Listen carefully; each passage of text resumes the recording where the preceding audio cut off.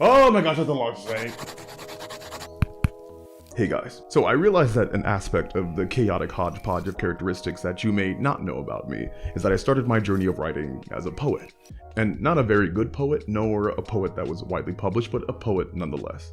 I'd spend hours sorting through the melodrama of pre-teenship and adolescence by scribbling vaguely rhyming words on a page until I felt that they could somewhat adequately describe the fustercluck of emotion soup that my rapidly de-wrinkling brain was steeping in. It felt nice to be artsy and intelligent, especially when you're a 13-year-old dude who'd never had a kiss before, and whose sense of self was largely influenced by the opinions of a bunch of backpack wearers who also had no idea what they were doing between the hours of 8 AM and 2:45.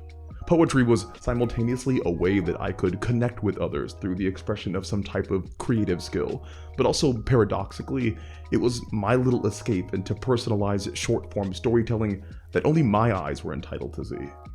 But admittedly, and obviously, poetry for me fell by the wayside as I started becoming obsessed with movies and video games and TV shows, longer form storytelling formats that were less poetic in their presentation and more narrativized and structured. I started writing books and novellas, and then I started editing scripts and journals, and before I knew it, that safe little haven that I had created through rhyme and meter had been lost. Or at least hidden. Every now and again I would stumble back upon the urge to be poetic, like today, but only insofar that I could avoid the pretext of pretentiousness, and also use this voice and style to convey information that I wouldn't be able to otherwise.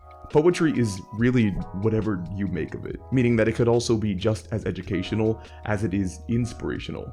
Sometimes we are moved not only by the messages aimed at us, but by the words that shape its power forward. And I'm not here to insert myself as the internet plucker of your heartstrings. I am not some grand orator dangling my feet off of a pedestal above the clamoring masses. I am just a guy who happens to be talking to a camera. And for some reason people continue to listen to me, but I'm not going to complain about that. But since you guys are here and are taking away valuable clusters of seconds that you'll never get back, I feel that there should be some sort of return on the valuable investment that you've made thus far. Granted, I don't know if I'm the right person to cash that check, but I will attempt to make this handful of minutes worth it for y'all. I mean, truthfully, the only thing that I wanted to touch upon in this video was the concept of writing itself, because it means so many different things to so many different people. I've had the privilege of being invited into a plethora of worlds through the novels, scripts, screenplays, and comics that y'all have submitted to me to edit. Every time I see words on a page, whether it be 1,200 or 20,000, I understand that they were pulled from someone's heart. That's how writing works. We put ourselves on the page. Our imaginations and the stories we mold them into are made whole stock from the pain and pleasure and wants and aspirations of our lives. I've always maintained that our stories are our babies, but honestly they are more than that. They are the reflections of our lives and experiences. A cup cannot pour forth what it does not contain, nor can a writer pen anything that is not personalized. And that is the very reason why writing is exhilarating, but criticism is torture. And I'm not even talking about the actually criticism launched from keyboard covered in fedora shadows and Cheeto dust, though biting it may be. I'm talking about the criticism for you, created by you.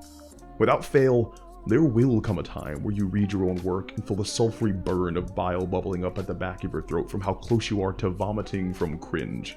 You're gonna see the words you wrote laid out before you, once beautifully arranged in the throes of creative fervor, now seeming to be a mess of inconsistent babble that does not at all capture the essence of what you envisioned originally. You're gonna see your prose and your characters, your description and your setting, the fullness of your story and everything that goes along with it, and to think genuinely that the responsible thing to do would be to print it out so that you may use it as toilet paper to give it some good purpose. You're gonna read the likes of Sanderson and King and Martin and Rothfuss, Christie, Orwell, Shelley, Tolstoy, and that one English playwright dude, and think to yourself, why did I ever think I could be like them? And that very question is the key to learning how to sit with your own inadequacy. You must find a comfort in your skilllessness and take refuge in the refuse you've been writing. Because you are not them. You're never going to be them. You're never going to be J.K. Rowling, and God willing, you don't want to anymore. And the reason is, you were never going to be any of those people who've already existed. Because you're you. And that is a blessing that nobody else in the artistic world can say that they boast. You have the ability to tell a story in a way that nobody else does, because the cup you pour from is filled from the well of your life that only you've been able to dip into. You have the potential to create works of art the likes of which the world has never seen, but Rome wasn't written in a day. You must accept and revel in the fact that you are but a momentarily embarrassed author who does not yet have the proper prescription to see their own success on the horizon. The giants of literature that we look up to, and their shoulders we hope to one day scuff with our boots, did not start out as planeswalkers, but as tadpoles, just like you and me. It is natural and normal to look at your own work and think that there is nothing of substance there. That is the creator's curse, to be your harshest critic, to see faults in places where others see only the fantastic, and to think that the life of a creative is not meant for you. But the only reason those thoughts have entered your mind is because now you see your work for what it is, in progress. The only way you could possibly judge something you've written or created as inadequate is if you've improved to recognize the difference. Stagnation in writing is looking at your work and seeing no place to improve. Complacency is the death of art, but discomfort is its fuel. The only problem is, it really freaking stinks. You're gonna have to hold your nose and power through the noxious fumes wafting up from your manuscript pages that you've managed to put together. But sooner or later, I promise you, you're gonna love the smell of gasoline. It took me nearly 2 years to not write steaming garbage, and I had the insane privilege of being personally tutored by a best-selling author. It takes a good long while to get good at this crap, but some of y'all have like unrealistic timetables for yourselves, like you're taking a pop quiz back in math class. It's far more practical to be proud that you recognize the flaws that exist in your work rather than being pissy that they exist in the first place. You have the skill to cultivate the fiction that you see in your mind's eye. You just have to be brave enough to face your weaknesses and be dedicated enough to push through them. This is not a weeks or days or months journey. I'm still learning about writing, and I've been doing this for darn near a decade. This journey is a personal one, meaning its destination and ETA are yet undefined. But never doubt that you can make it. Your worth as an artist is not determined by how publicly recognized you are.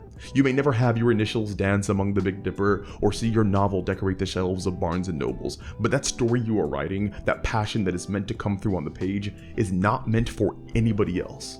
If you are writing what your heart compels you to, you are writing for an audience of one. And if other people happen to like it, that's gravy on the cake, or whatever else they eat in the South. Most of y'all are novice writers still looking to get a hold of the basics. However, I believe in you to one day be experts, because I've literally seen it firsthand. I've seen the improvement over months and years of working with you guys, and understand me clearly, there was some genuinely moving, phenomenal storytelling coming from my community. You guys have the ability to do greatness. It just takes time. And the last thing that I want to say is an honest to God thank you. So many of y'all went to Patreon to support, and I really felt the love from everyone, even those who wanted to support but weren't able to. I will probably end up posting that video to my main channel so everyone over there can see it, but I'm really touched just from what I've seen so far. I'll still have the link to my Patreon page and my website and my services and my books in the description, just in case any of you here want to check that stuff out. Anyway, as always, it was a pleasure, and I'll talk to you all again soon.